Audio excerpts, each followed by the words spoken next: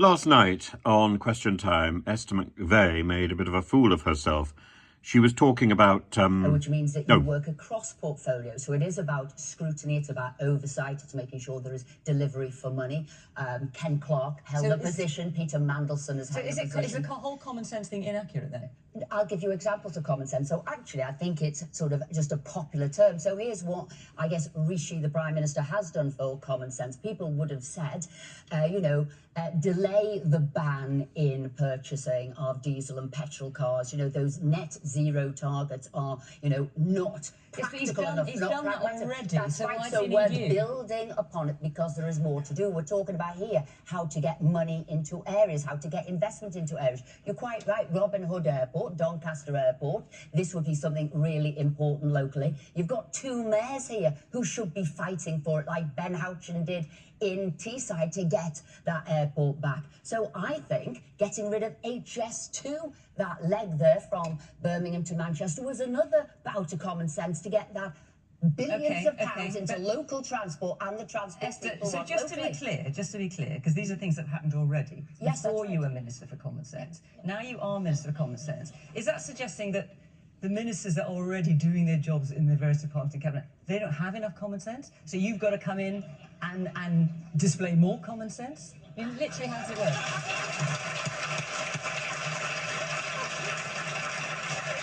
Yeah, they do have common sense, absolutely. But just not quite enough. No, but it is. Is there a minister? I know common. So, but it is bringing in a scrutiny. As I said, Peter Mandelson held the role for Labour. But he wasn't Minister for Common Sense. That's right, because it has been given by yourself as well as a sort of a fun name, because people say, do politicians listen to what people need? Are they looking at those net zero targets? Actually, should we have delayed them because the infrastructure wasn't there? People would have been pushed into poverty. Labour wants to go even quicker with the net zero targets, as did the Lib Dem. So it is working on behalf of the people to bring pragmatism into politics. I can understand now how being presented with a Minister of Common Sense is quite irksome. It does seem a bit irksome. All I can imagine in my head is...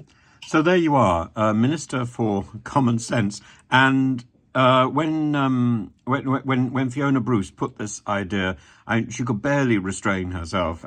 And I think the entire audience went into entertained laughter, except for Esther McVeigh. So...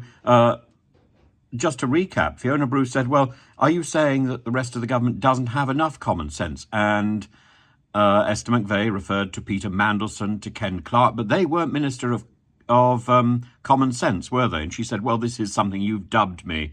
She was introduced as the Minister, the MP for Tatton, dubbed Minister for Common Sense. And she went on about levelling up north, and the audience member who asked the question said, well, I don't see any evidence of levelling up.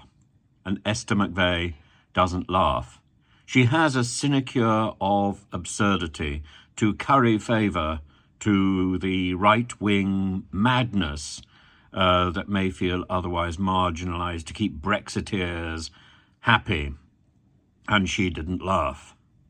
And what is her role? Well, she went on and on about transport, but that's already been done, as Fiona Bruce pointed out. So what are you really doing, Esther McVeigh? I'm the Minister for Common Sense. She's actually the Minister without portfolio. She's the Minister without a sense of humour. Or let's just trim that down. She's the Minister without sense, isn't she?